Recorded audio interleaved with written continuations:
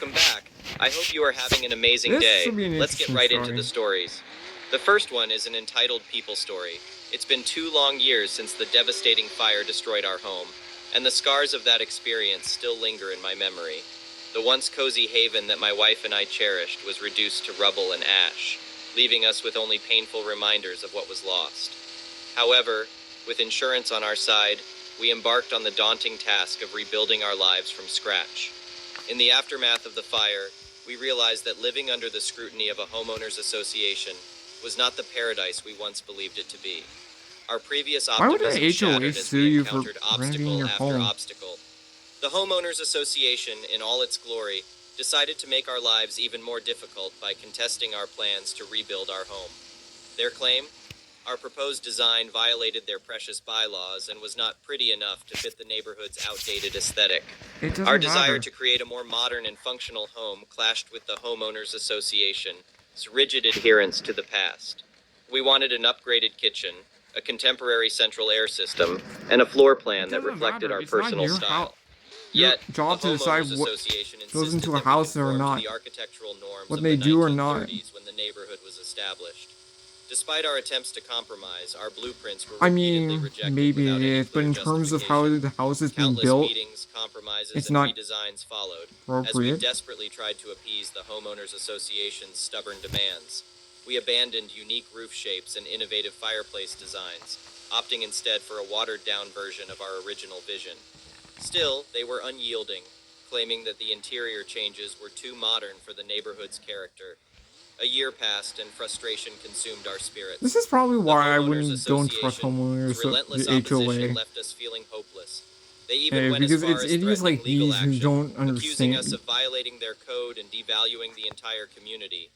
Faced with mounting debts and the constant fear of a lawsuit, we resorted to hiring a lawyer to protect our rights and navigate this bureaucratic nightmare. Finally, the decisive day arrived, the day our lawyer faced off against the Homeowners Association representative in a crucial meeting. As our advocate presented our case, it was clear that our lawyer's prowess far exceeded that of our opponents. The logic and reason behind our arguments resonated with the Homeowners Association, and they finally relented. Our most recent blueprint, albeit with compromises, was approved, marking a significant victory in our battle against the Homeowners Association. With cautious optimism, we began construction on our new home. The design might not be as avant-garde as we had initially envisioned, but it bore the stamp of our resilience and determination. We focused on the positives: a charming porch, a soaring ceiling with an elegant chandelier that would infuse our rebuilt house with a touch of our personalities. Now, on the cusp of moving into our newly constructed abode, we can finally breathe a sigh of relief. The harrowing journey has taught us the immense power wielded by Homeowners Association S and the dire need for accountability. As we prepare to step into our restored sanctuary, I can't help but feel a mix of satisfaction and caution.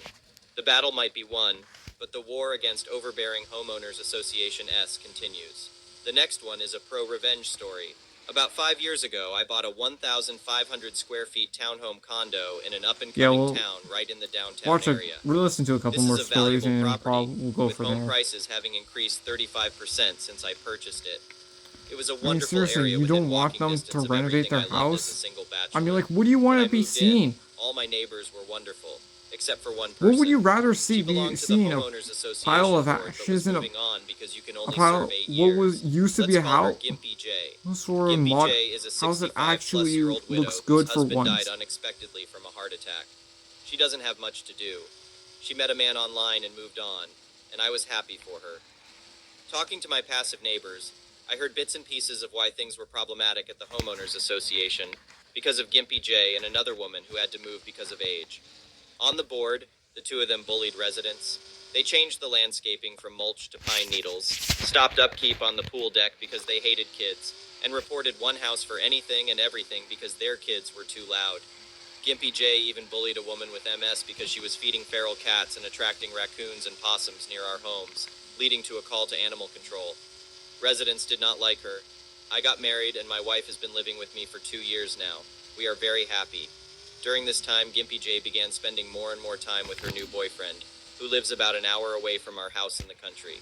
She initially spent the weekend there, then a week, until she began living there all the time with very little time spent at our complex, maybe 15 minutes to 2 hours a month.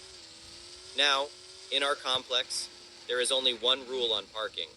Each resident is entitled to 2 spots close to their building, but not necessarily in front of their unit, and there is no limit to the parking spots you may occupy. The key word here is close. We have new folks on the board who are all under 40 years of age, and the place is starting to get spruced up. We have friends over regularly, and they park in front of our unit. Gimpy J had 2 hip replacements done, and we had not seen her in about 7 months. In our little area of the complex, there are 8 townhomes that face each other, 4 on one side and 4 on the other. There are 8 spots for 3 homes, and a handicapped spot for one of our neighbors. Gimpy J started coming back around in January for longer look for more. periods, I a should day on look the for the weekend worst to go out homeowner downtown or to association visit friends. stories. She started complaining that we were in her spots. Again, there are no assigned spots. We were willing to move our friends' vehicles for her to another empty spot. That is, until she started occupying 2 spots at a time with her vehicle. This behavior continued, as she would come in taking 2 spots anytime she was here. The rules in the master deed say no vehicle can take more than 1 spot without written permission from the board of directors or Oh, that property was a close management one. group, and it cannot continue for more than 2 days with permission. This rule was meant to account for residents moving in and out. Suddenly that spring, my wife had a medical issue and was hospitalized for 4 days and on disability for 8 weeks. My mom was the only family member on both sides who had the capability of coming down to where we lived to help us out. She drove down, and we needed to occupy 3 spots. I promptly let our property management company know, and the board of directors know what was happening, providing them with my mom's make, model, and plate number, and that she would be here 6, 8 weeks, just in case anyone had an issue. Gimpy J's first time home in 6 weeks, we had a car in front of her house, but she had room. So you're saying you could travel back in time? I could save my parents. If you change the better. She had room for her vehicle. She marched over and banged, and I mean it was loud on the door, demanding we move the car and tried to open my front door and walk into my home. Yes, she tried to enter my home. It shook my dog, who peed herself, it was that loud, and who in turn growled and chased her out. Jeez, no wonder the homeowners association would be so entitled. I mean, seriously, you having a whole HO. That person had an HOA that sucks. Okay, you literally just can't. You literally can't just say it'll ruin the neighborhood. It's literally not going to do anything. What harm is a house that looks different from the rest gonna do to a do?